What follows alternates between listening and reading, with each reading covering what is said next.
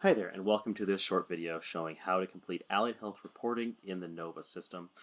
This video is only for the 2022-23 school year, and even more specifically, the fall-winter portion of that. Allied health reporting is twice yearly, and so this is for the first half of 22-23.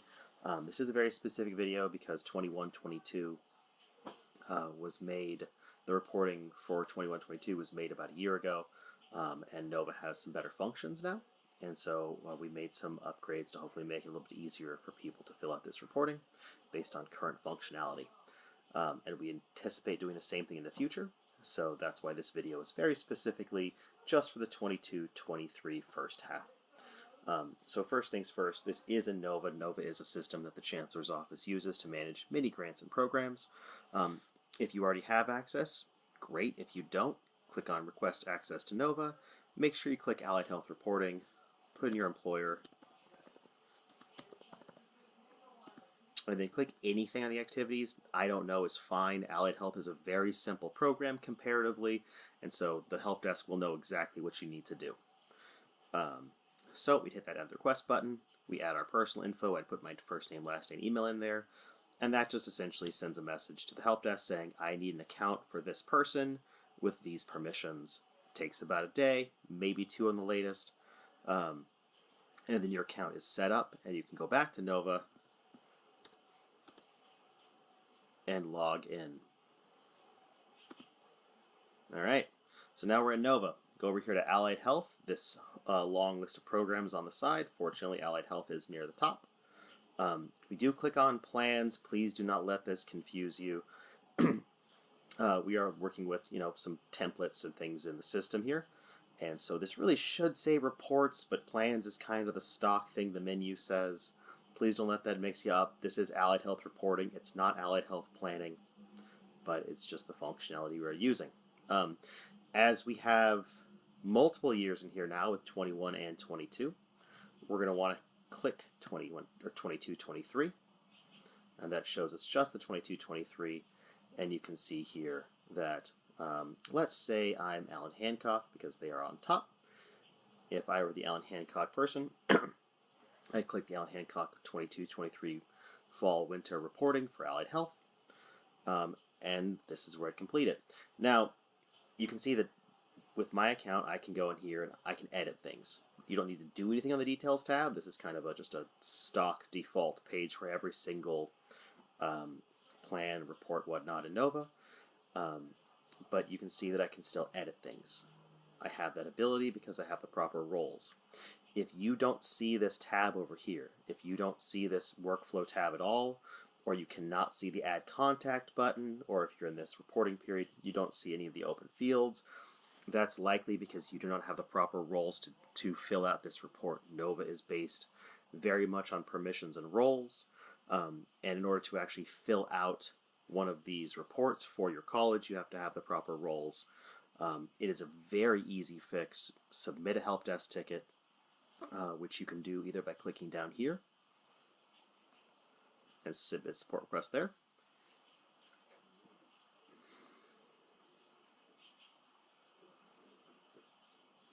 Submit the support request here. Or you can go down to help down here and do the same thing. But if you run into that problem, it's a very common issue with a lot of new programs and new users. If you don't have the ability to edit this page for your college, it's because you don't have the proper roles. It's a very easy fix. Put in a help desk ticket. They will fix it for you. But let's assume you do see kind of the open fields and the red lines and all these different things like I'm seeing on my screen right now. That means you do have the proper roles and you can fill out this reporting. Okay, so we've got into the system. We found our own college's report, and we've made sure that we have the ability to edit it or to complete it, whatever you want to say. How do we do that? Okay, we go into contacts. It's pretty simple. We add ourselves as the project lead contact. I'm going to go ahead and do that here and assign the project lead contact as, let's say, John Doe.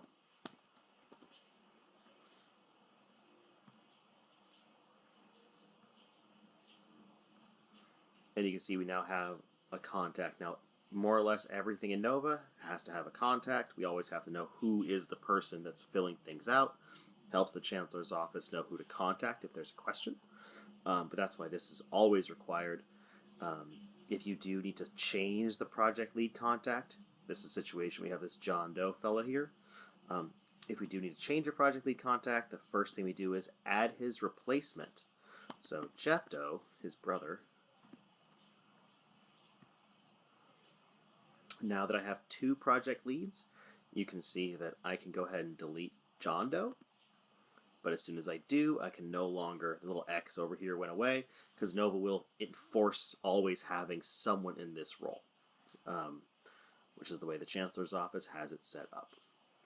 So, that's all for the contacts. Just say who's filling it out. Just tells us who to contact with questions. And this is the actual meat of your reporting for Allied Health. Now, structurally, you can see there's a few questions here, but just to orient you to the full thing first, you see this one big block of questions. This is the Fall-Winter 2022-23 reporting, with a lot of questions in there. This entire question block is meant to be filled out many, many times depending on how many clinical training sites you have. Now, the legislation requires, SB 1348, requires that the Chancellor's office collect the site name, the license number, number of students, program at the site, languages spoken. It requires all of this be collected per clinical training site. So there are colleges with many, many clinical training sites that will have to repeat this many, many times, which is what's required by the legislation. We've tried to consolidate some questions and make it a little bit easier, but it will be tedious for those with, dozens of training sites if you have your folks distributed amongst, a lot of different places. So let's go through how we're to fill this out. First question, site name, license EIN, zip code, number of students at site, term. This is just fill it out. Apple Care.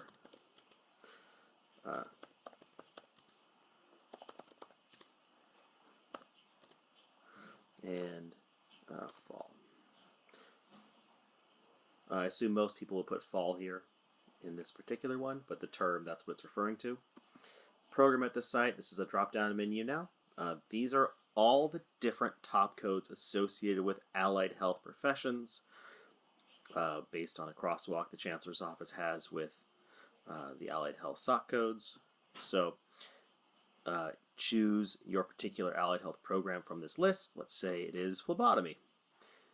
And I have 1, 0, 0, 2, 0, 0, 2, 0. Number of students that have different languages, fill that out. This is an optional question if you did have other, and say there, we'll put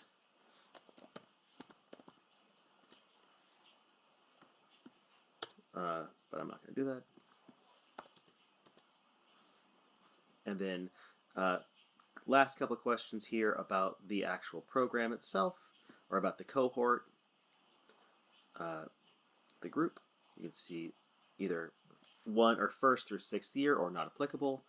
Same thing with cohort down here, semester 1 through semester 8 or not applicable. So I'm going to go 1st and 1st. And then we get through our funding questions. There are a few questions related to funding. They all operate generally the same way. If you use strong workforce funds for this particular program/site combo, click yes. This is going to require, it's going to ask us to go find the SWP plan in Nova that was used to fund this. So we'd go over here, look at this particular dashboard. Because I believe I was putting to be Alan Hancock, I would click Alan Hancock College, refresh, and this is going to show me all the Alan Hancock SWP plans from the last couple of years. This is 22-23 and it's health related, so I don't see anything that fits. Let's just pretend it's this one. 19856, let's say that is a SWP plan partially being used to fund this one. We put 19856 5, 6 here, and move on. If there's multiple plans, just, put multiple numbers. Same thing with Perkins. If there were Perkins funds used to support, we can go back to that same dashboard. But for Perkins, really recommend that you don't look at the institution or the college and you look instead at the district, because Perkins is very heavily district-based, in that we allocate to the districts. And for Perkins, these are their 3 most recent Perkins annual plans, and let's say that it's the 16495 is the one that's funding this year. So 16495, oops, Perkins, 16495. And again, if the answer is no, that Perkins funds were not used to support this, just click no, and you can move on. Similar here, if there were other grant funds used, we don't specify the exact type here, but if you used other grant funds, whether it's workforce or not, just tell us what and how much. If not, then no. And this last question, I'm not going to read for you, but it's a yes or no question again. If the answer is yes, describe amount. Same concept as the prior question. If the answer is no, click no. Now, once you fill this out for one clinical training site, this one apparently Applicare, we'd come down here, we hit this add additional responses button, and that's going to allow us to do that for the next site. Now, you can do this as many times as you want. If you have an extra one that you're not using on accident, just go over here. This remove responses button gets rid of the whole chunk of questions. Don't do that if you've already filled out a bunch of stuff, because that would be annoying. I'm going to delete the ones I just made. So, let's assume that I'm all done with this. There's only the one, I guess, clinical training site. We go down here to preview and submit. We'd hit submit, and that would be the end of it. A couple things to note. Number one, if you do submit and want to unsubmit it later, not a big deal. You can do it. I'm not going to do it because I'm in production and I don't want to mess with Alan Hancock's report here. But you can always hit submit. You can unsubmit it if you want to make changes. But when you're done, just leave it submitted, because that's how the Chancellor's Office knows you're done with your reporting for this term. You'll notice also that when I navigate away from the page and come back, everything is still here. Nova doesn't delete anything. The second I enter something here and then do anything else, it saved it. It auto-saves everything as you fill things out. So don't worry about, starting a report, coming back and finishing it later. Some of these, like I mentioned, will likely be for colleges that have a lot of clinical training sites. This is a process, so if you need to do it over multiple sittings, you can, because the system's going to save everything. Just try not to lose your space. And that is generally Allied Health reporting for 22-23. Like I mentioned earlier, the help desk is the place to go for any technical problems. Of course, if you have questions programmatic, you should reach out to your monitors or program leads at the Chancellor's Office. But for technical questions, submit support request down here, and also the submit support request here, go to the same place, and this is the request form for help desk. So fill it out, and they will be in touch and help you with your problem. That is it for Allied Health reporting for the 22-23 school year, specifically the fall portion. Thank you very much.